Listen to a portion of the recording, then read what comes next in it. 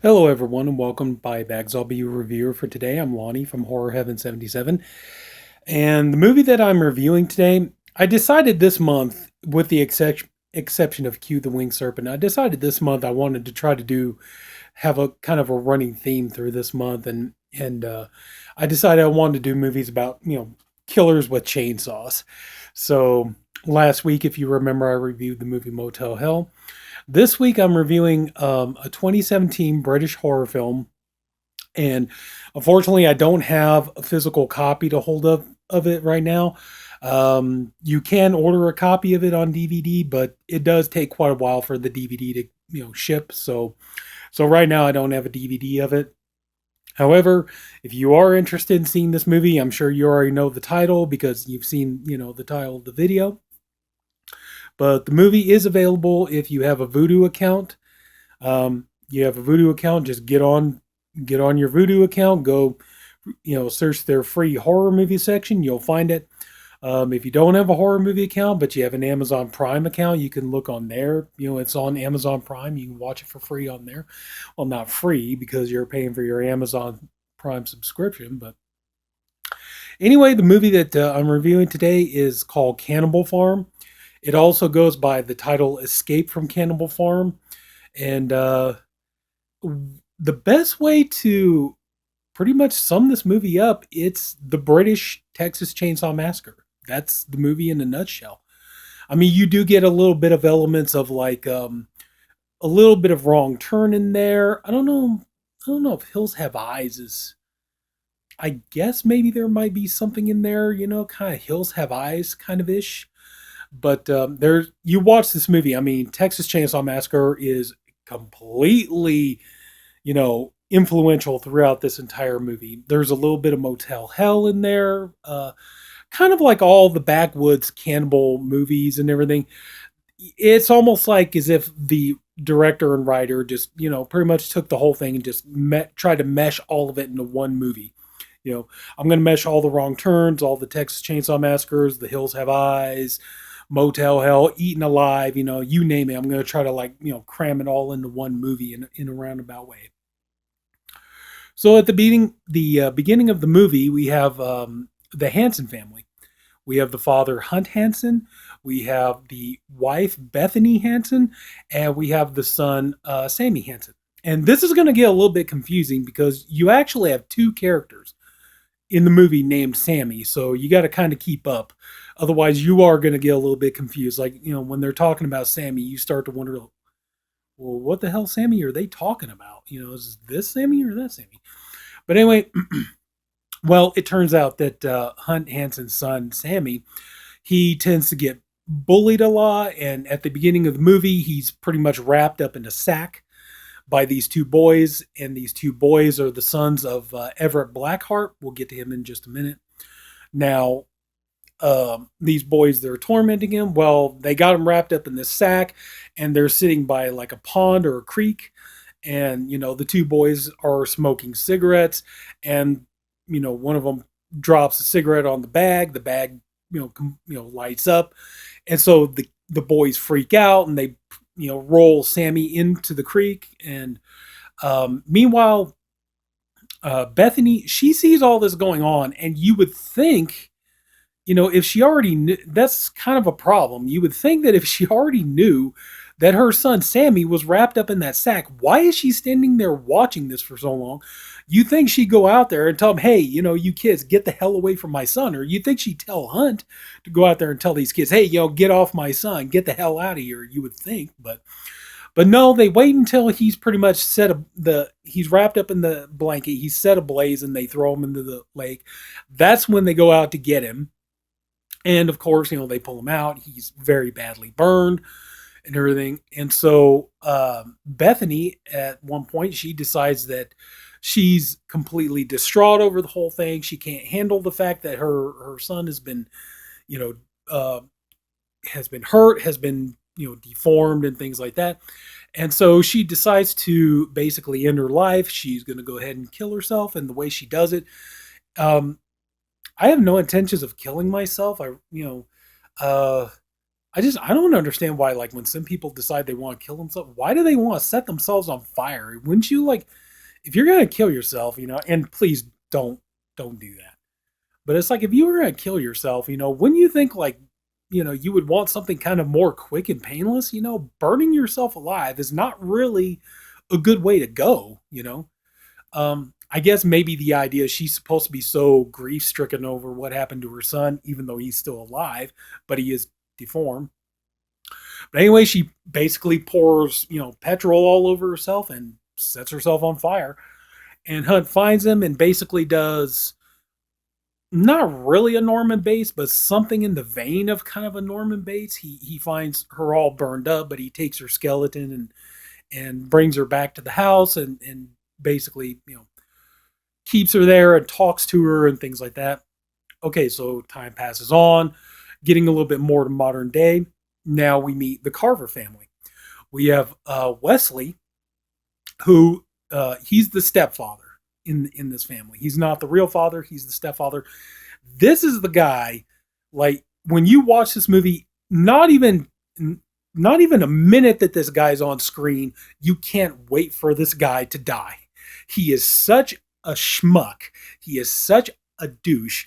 You cannot wait for this guy to get killed. I mean, I know horror movies, yeah. I mean, obviously, yeah, horror movies, a lot of horror movies have, that one character or, several characters that you just cannot wait to see them get killed. But this guy, like I said, not even a minute he's on screen, you want this guy dead. He's that bad. But anyway, we have Wesley. He's married to this woman, Catherine.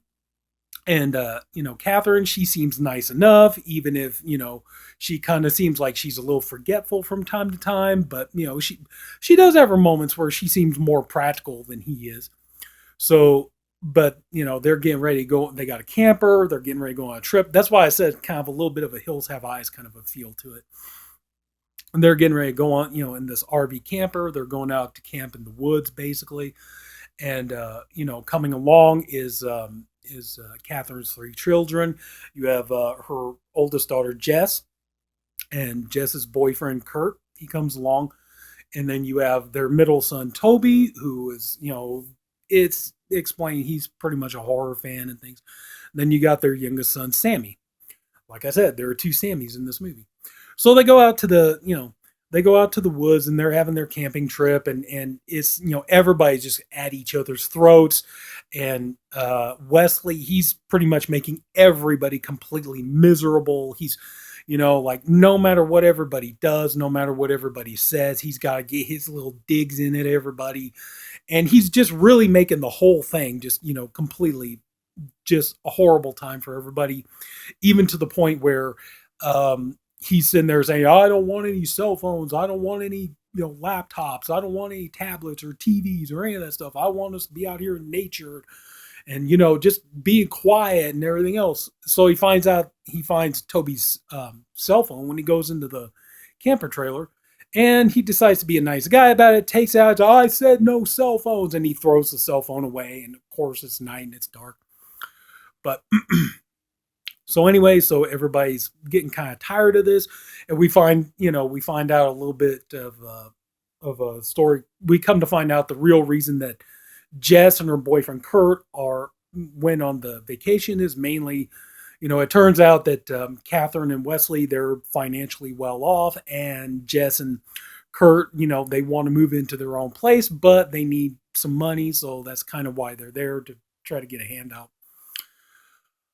So anyway, so they're trying to go to sleep, and there's all this talk and everything else. At one point, Kirk sneaks out to smoke a cigarette, where he runs into Wesley, and so Wesley's smoking a cigar. So they're just hanging out, smoking. And all of a sudden, we hear Catherine screaming, and it turns out while the kids are sleeping inside the camper, Wesley and Catherine are out in a tent, and the tent catches fire. So they go and, they're able to pull Catherine out of it. She's burned pretty badly, but she is still alive. And, they decide we need to take her and get help. And, well, there's no phones. So, so Wesley tries to start the camper, but the camper won't start up. At the same time, they're all having this feeling of being watched and everything. So they decide they're going to go to this farm. There's a nearby farm, and see if they can get any help. And they come up to the farm and literally, you got tall, skinny Leatherface is the person who meets him, and he's pulling a chain, and connected to the chain is his chainsaw. And then we see Hunt Hansen, who's older now, and so Wesley's like, hey, we just wanted to borrow a phone, you know, we need to get a hold of a hospital and stuff. So, but that everybody tries to escape, it doesn't work. You have Sammy, who is also known in the story as the boy with the melted face. He's chasing everybody. He's chasing Jess and Sammy with the chainsaw. Long story short, everybody gets caught and they're put into cages in a shed or a barn. And it turns out that over the years, uh, we find out that over the years that Hunt Hansen has. It turns out the two boys that burned his son are the sons of Everett Blackheart. So he goes and gets revenge on the Blackheart family. Um, and over time, Hunt and his son Sammy, the boy with the melted face, they've been abducting people and basically keeping them and killing them, cutting them up. And it turns out that the local families in the area and stuff like that have basically a taste for human flesh, and so they have this kind of lucrative little business going on where they you know where they sell meat to people, and human flesh to people, and they eat it and everything. That's what I was saying. Like I said, a little bit of motel hell in there as well.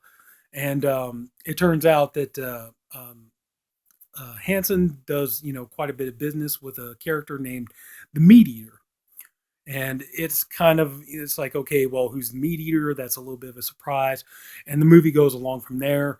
Um, the biggest problem with this movie, like I said, it is a blatant, flat out Texas Chainsaw Massacre ripoff. It's just British. So, I mean, even Sammy, the boy with the melted face, he gets to where he starts wearing people's faces. Remind you of a certain horror movie character. So anyway, so that all that's going on. So the family, they have to try to, pull themselves together. Like they're at the beginning of the movie, they're all bickering and miserable, and they can't stand to be around each other. But they have to try to come together and work together as a family, as a team, if they hope to get out of it. And in the meanwhile, just that's like another thing too. There's a bit of a time crunch because Hanson and Sammy, they want to get this whole thing over with and wipe this family out and do what they got to do because they want to leave this farm and move somewhere else, and they want to get away from this life that they've been living and things like that. So there are a couple of neat little twists and turns in the movie.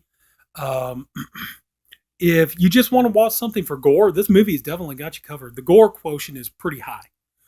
Um, the movie is incredibly mean spirited.